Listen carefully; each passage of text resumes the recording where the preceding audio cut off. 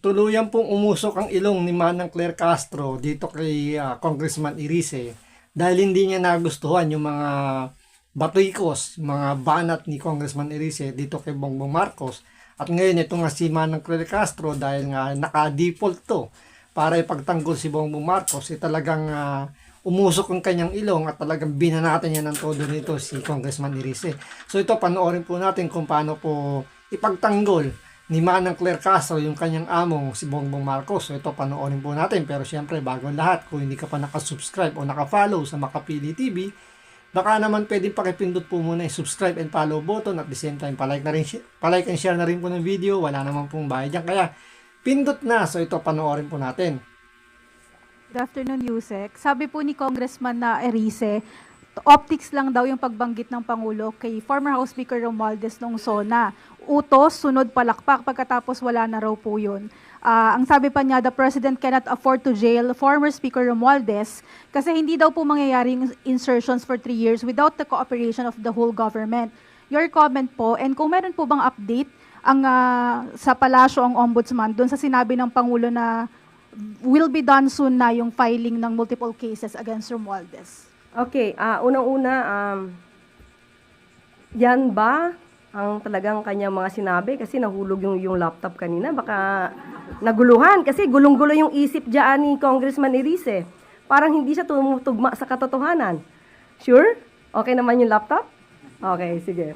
Well, Pasikoy-sikoy pa tong si Manang Claire Castro Halatang nahuli siya dun sa sinabi ni Congressman Irice. Na totoo naman, di ba? Sa loob ng 3 taon, imposibleng walang alam si Bongbong Marcos dun sa nangyaring insertion sa budget. Tapos itong sinasabi nga, 'di ba, nakarang SONA, nakakasuhan ng araw si Martin Romualdez.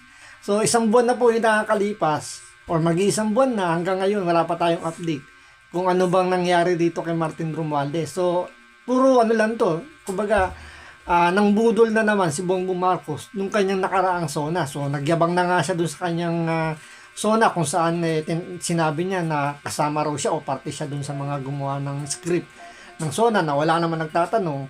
Tapos ngayon to, nambudol na naman siya na sinasabing kakasuhan ng araw si Martin Romualdez. Pero up to now, wala pa tayo naririnig na doon sa ombudsman kung ready na pong sampahan ng kaso si Martin Romualdez. So dito talagang yung banat ni Congressman Irice, talagang hindi alam ni Manang Claire Castro kung paano sasagutin.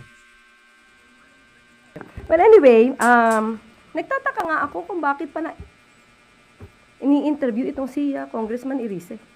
Dahil ang kanyang mga sinasabi ay lagi may parang, I think, I don't think. Lahat ay puro sa galing lang sa kanyang isipan pero walang basihan. Walang facts. Puro theory. Alam niyo po, sa gobyerno, Parang nakikita niya yung sarili niya, no? Parang ganyan na ganyan siya, yung kung paano niya i-describe si Congressman Irice. Ganyan na ganyan yung yung ginagawa ni Manang Claire Castro. So para siya nakaharap sa salamin habang sinasabi niya yung mga salitang yan. hindi tayo dapat nabubuhay lagi sa theory. Hindi tayo dapat lagi nabubuhay sa paninira. Nakita ko nga po ang kumbaga yung script ng kanyang pinakahuling interview dito sa One News PH. Kaya tama naman po yung binanggit nyo, Ma'am Julie, no? Tingnan mo, alam naman pala niya, paligoy-ligoy Bago dyan, pa. meron siyang binanggit patungkol dito na hindi lang flood control projects ang problema, kundi pati yung pagkolekta ng basura. Ang sabi niya dito ay meron siyang alam tungkol sa mga local government na ang tawag ay collect all. Kung saan pinaparatangan niya yung mga opisyal ng local government ay corrupt. So kung siya may alam naman dito, at isa siya sa public servant, at siya ay isa sa maingay na nagtutuligsa, gumawa na ba siya ng aksyon patungkol dito sa mga di umano mga local government units na nagkakaroon ng korupsyon patungkol sa pangongolekta ng basura? Pakitanong niyo po sa kanya yan. Pangalawa, Yan ang pagkakamali ni Manang Claire Castro. Si Congressman Irice, under siya ng Legislative Department. So ano ba ang trabaho ng Legislative Department? Gumawa ng batas. Trabaho po na executive, yung sinasabi ni Congressman Irice na may mga local government nga daw po na kumikita pagdating sa basura. So, dapat yon ang mag-imbestiga doon is executive. Sila yung nasa law enforcement eh. Sila dapat ang gumagalaw pagdating sa mga ganyang bagay. Kung tutusin nga yung mga House of Representatives, yung Senado, hindi naman dapat sila nagkakandak ng mga hearing, yung mga ganyang klase.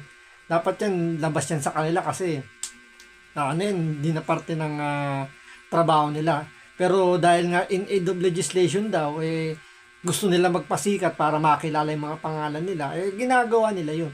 Pero kung tutuusin, trabaho po ng executive department yung sinasabi dito ni Manang Claire Castro.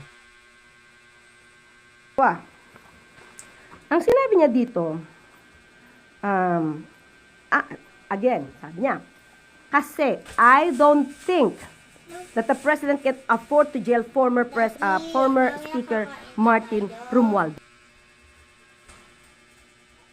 Romualdez. So ito ay iniisip niya lang. Nakausap niya ba yung Pangulo ng diretso para malaman niya kung anong damdamin ng Pangulo patungkol dito sa mga tao na nasasangkot sa flood control mess? Kasi kung hindi niya nakausap ang Pangulo at hindi niya alam ang damdamin ng Pangulo, Ito na, sumasabog na. Huwag siyang magsalita na parang may alam siya sa sinasabi ng Pangulo. Wala siyang karapatang maging spokesperson ng Pangulo. Unless papalitan niya ako dito. Diba? So kung ang binibigyan niya lang ay yung nasa isip niya, Natatawa eh. patain niya na yung nasa isip niya. Nakita nyo, nagtatawanan na yung mga media tungkol dito sa mga sinasabi ni Manang Claire Castro na wala namang saysay, walang kakwenta-kwenta. Mema lang, 'di ba? Alam niyo yung yung ayaw mo na sagutin ko yung issue. Gagawa ka pa ng mga senaryo na wala namang kinalaman doon. Na alam mong gumagawa na lang ng alibay para lang hindi ikaw yung kumbaga para mailihis mo lang yung issue. Ganyan ginagawa ni Manang Claire Castro, tutuloy natin. So kung ang binibigyan niya lang ay yung nasa isip niya, Natatawa na patain lang niya sila na yung eh. nasa isip niya. Patayin niya na yung kanya nasa isip. Dahil wala po yung katotohanan. Sinabi pa niya, at sinunggandahan, nitong si Lord,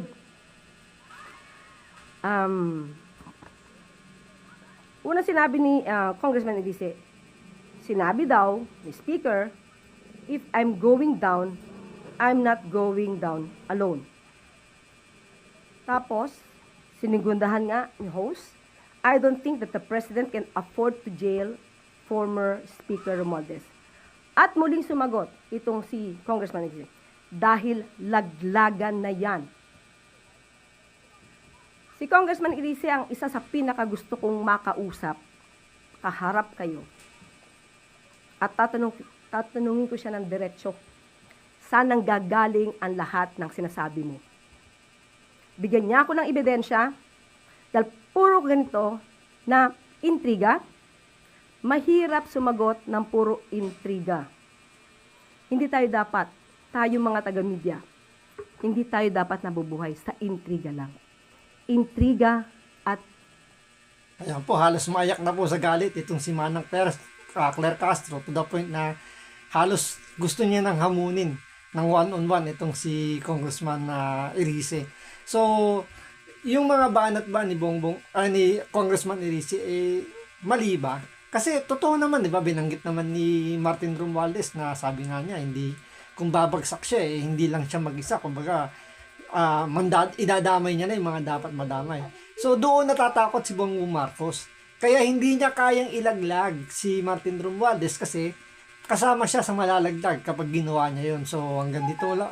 Sa palagay po ninyo, totoo kaya sinasabi ni Congressman Irice na malalaglag ito si Bongbong Marcos. Kaya hindi niya mailaglag itong si Martin Romualdez. So, comment down below po kung yun po yung sa tingin ninyo. So, hanggang dito lang po muna. Maraming salamat po sa panonood. Ingat po kayo lagi. God bless.